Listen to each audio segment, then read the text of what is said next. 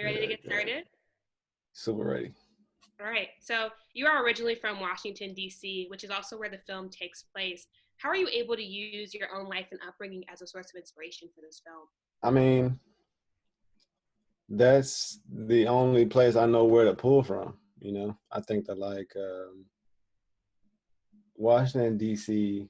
in the '90s was so impactful. I think every day stepping out, into the street, I think is just it taught me so much about what it means to be, especially to be a Black person in America.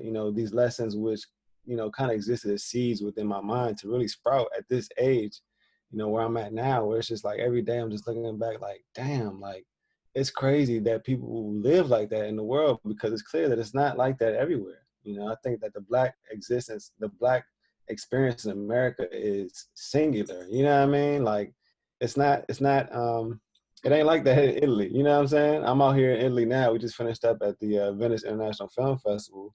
In the section where we were at, we got like second place. We did well, but like, every other day I'm like walking through the streets just thinking about like, man, Black people, are amazing. Black people are truly incredible to really exist at the level that we exist and operate at, despite everything, that stands in direct opposition to that. So it's Yeah. easy. And with discussing the Black experience, a lot of the themes shown in the film are relatable to Black people across the country, from gentrification to unemployment, mass incarceration, police brutality, just to name a few things. Do you hope that this film can be a source or a catalyst for intercommunity dialogue? Yeah. I mean, to me, the best outcome, if I'm being honest, would be someone in Oakland, some organization hits me up like, yo, we want to show this film in Oakland. We want to use it as part of whatever, what I mean? Strategy that we got going on, some anti-gentrification thing, you know what I mean? Like, I want this film to be used like a weapon by Black communities around the world, and and beyond that, communities in general who are facing similar things. But man, yeah, that's like my deepest, that would I'd be complete at that point, you know what I mean? Um, yeah. What is the significance of Q Street for you, and what does that represent for you? I mean, Q Street was the neighborhood I grew up in. We didn't change much, in the filming of it. It was very clear that like the film was about me, you know what I mean? Like the story, as I was writing it, I was trying to separate it from myself. I changed names and things like that. But like, you know, after a certain point, I stopped running from it and started just running towards it and just allowing it to be as about me as possible. And so, the people in the film are the people I grew up with or their children, you know what I mean? The places where we shot at are the houses I grew up in. We didn't have a production designer, so the photos on the wall are the photos that family keeps on their walls, you know what I mean? In fact, if you look at the scenes of his parents, Jay's parents, we shot that in my parents' house. So like that's like my family photos on the wall, you know what I mean? Shit like stuff like that. So I think that like that's one of my favorite things about it, is that it is really just um, it's a survey, it's a record of my life and my community, kind of as I know it, you know what I mean, very intimately, and it will persist against time, and people can go back and really start to know intimately the people who were involved in the creation of the film. It's a record of Black existence. And with pulling members from your community who have this genuine connection to DC, I also noticed that they were casted prior to ever reading a script and close to the starting of filming. How are you able to build the characters as you went?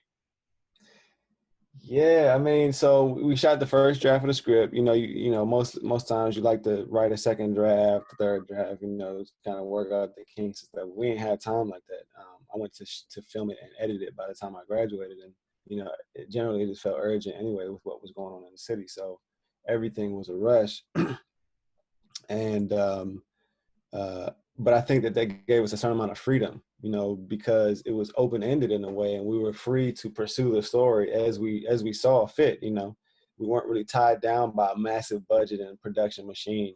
Everywhere we turned, we could really just follow our hearts, and follow kind of what we found day to day. It had a little more structure than that, but I think that like that was a very beautiful thing about it that allowed us to capture these crazy, happy mistakes and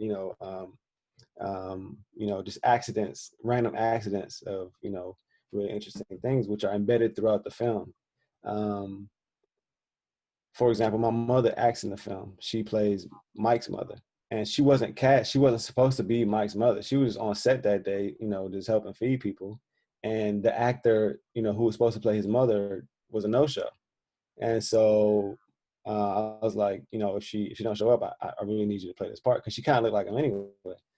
And then as the day's going on, I'm like, I see her driving. I had to like stop her car, and be like, "Ma, please, I need you to," you know what I'm saying? Like, I really need you to do this. So she was like, all right. But for her, she wasn't running because she's shy. She's running because it's deeply, deeply real for her and emotional for her. And, like I said, uh, this is the neighborhood I grew up in. My parents were in that neighborhood for decades, raising the kids who were to be the generation cut down by the whole crack cocaine and epidemic and war on drugs. So they know this shit firsthand. So when I'm asking her to play the part of a mother who loses, who, as you know in the story, in that scenario, I was asking a lot, but she did it, and you see she did it. That was the first take, and that was all we could, that was it. And it also rained in that moment. We didn't have no rain machines. That was just nature coming through in the clutch. And do you hope that with this film, and you see Jay, and he sees himself as sort of using this film as a source of healing and using this to sort of talk about his community, what role do you think art has as an advancement in Black America for Black people? It's uncertain. Like Delonte says, you can't save us. You know what I mean? Regardless of what you think, film is not it's not an instant, kind of concoction which can, save the world. As many filmmakers, I think, come into the field thinking, it's very uncertain. There are films, like when They See Us came out, there was like direct, consequences, beautiful things happen as a direct result. But like, that's like few and far in between. There's many films you never see in quantifiable terms the material results that come out of it. It's a long game in many respects. But at the same time, we also know what Hollywood has done to Black people in its 100-year history, and the racist stereotypes that they have put out there into the world that we suffer under till today. The massive power that it has is undeniable. And so I think that it's still an important battle worth fighting. This cultural battlefield is worth, Black people contending on, what I mean, and jumping into with cameras.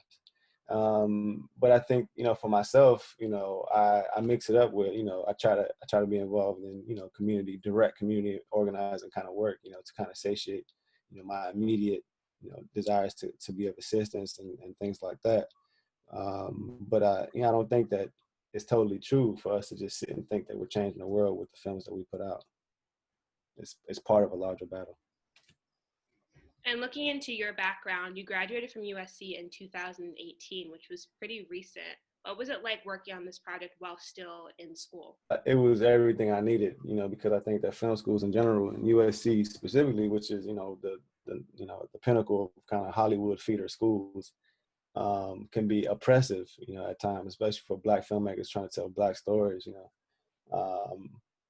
a place that is, despite its best intentions, just kind of hostile to that, And so I was grateful to have a project that I could return to, at night, to kind of work out the ideas that I wanted, and really work out my own kind of unique narrative logic, which I had to work very hard to protect throughout my time in film school, to have my own sandbox. It was the best thing I could have done. I say all the time that the film itself was the best film school I ever attended, and I without, putting me $250,000 in debt, you know what I'm saying? And for young people, especially young Black people interested in coming into filmmaking, what advice would you give them? Green light yourself at all times, under all conditions, no matter what. If you find yourself waiting for a grant or, an investor or so and so, okay, you know what I mean? But like, how long do you intend to wait on that? Don't let it keep you from making the film in the timeline that you want to make the film. And I think that, all, I believe that, all deficits, economic deficits can be overcome with kind of community engagement. What we lacked in resources, we, uh, we made up for in kind of a community organizing. We organized a community around this kind of idea. And I think that that was the approach that, allowed us to be successful. The fact that it's a community product rather than something made by, some millionaire investors and things like that. What do you hope audiences can gain after watching this film? I hope that Black people especially, know that it's all right to be angry at the conditions, that they find themselves in. These completely oppressive conditions warrant, this kind of justified anger, and I don't think that we have to hide that or, kind of limit it to make people feel comfortable. It's not a new lesson, you can see now with everything, this massive uprisings we've experienced, after the deaths, the murders of George Floyd and Breonna Taylor and everybody else.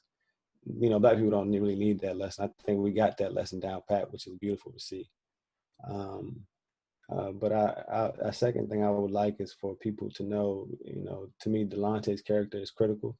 This idea of somebody who just instinctively, without any training, instinctively questions somebody who comes into his neighborhood with a camera, to say, what are your intentions? What do you want to do with this story?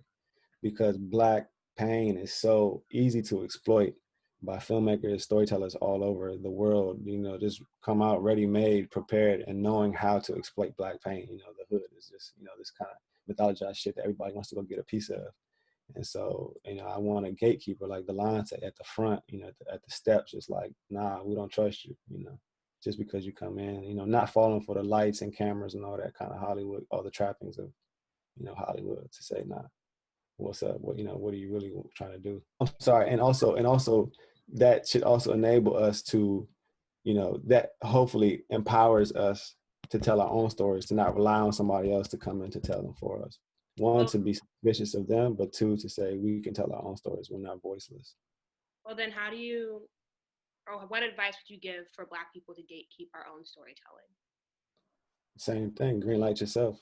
As soon as you feel that you have something that you want to say, find any way to say it, especially now with YouTube, film school is unnecessary. It mythologizes itself, to make it feel necessary. But I can tell you 3 years later, it's not.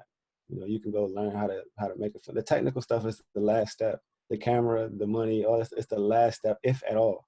It's the story that comes first, and the community who can help you, put it together. That's the most crucial stuff. Well, thank you so much for your time, and thank you for creating a phenomenal film. I loved it. I think it's going to resonate with a lot of Black people. I'm from Chicago. I spent a lot of time in the DMV, and I felt like I was watching my own neighborhood. So that's beautiful. Thank you so much. It was a pleasure. Thank you so much for having me on. Thank you. Have a good one. All right. Thank you, you too. Bye.